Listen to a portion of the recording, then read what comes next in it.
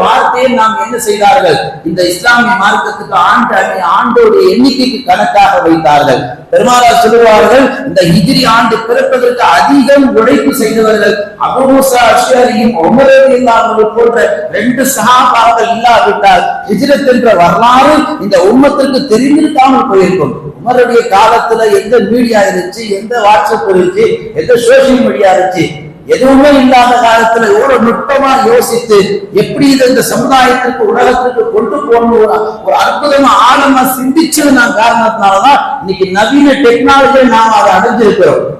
இங்க இருந்து ஒரு 100 வருஷத்துக்கு முன்னாடி போக முடியும்னா இன்றைய காலத்துல டெக்னாலஜி வச்சு போகலாம். ஒரு 10 வருஷத்துக்கு முன்னாடி எப்படி இருந்தோம், 20 வருஷம் முன்னாடி எப்படி இருந்தோம், இன்றைய டெக்னாலஜி வச்சு போக முடியும். ஆனா டெக்னாலஜி இல்லாத காலத்துல இனி ஒரு 1000 வருஷம் கழிச்சு இந்த செய்தியை கொண்டு போய் சேர்க்கணும் அன்னைக்கு எந்த யோசனை பேசியிருப்பாங்க.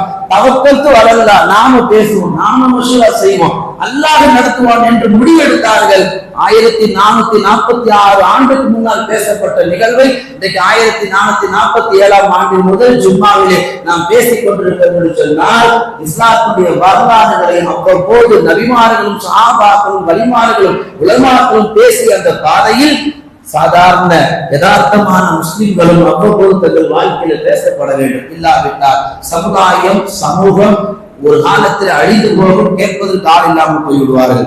பெருமானார் ஸல்லல்லாஹு சொல்லி காமிப்பார்கள், வலிமை மிக்க மனிதர்கள் தரமுள்ள மனிதர்கள் எப்பொழுது உருவாவார்கள் என்று சொன்னால், தரமிக்க சம்பவங்களையும் தரமிக்க வரலாறுகளையும் தொடர்ந்து ஆய்வு செய்கின்ற பொழுது படிக்கின்ற பொழுதுதான் அவர்கள் தரமுள்ள மனிதர்களாக தரமிக்க ஒரு வலிமையுள்ள மனிதர்களாக உருவாக்க முடியும்.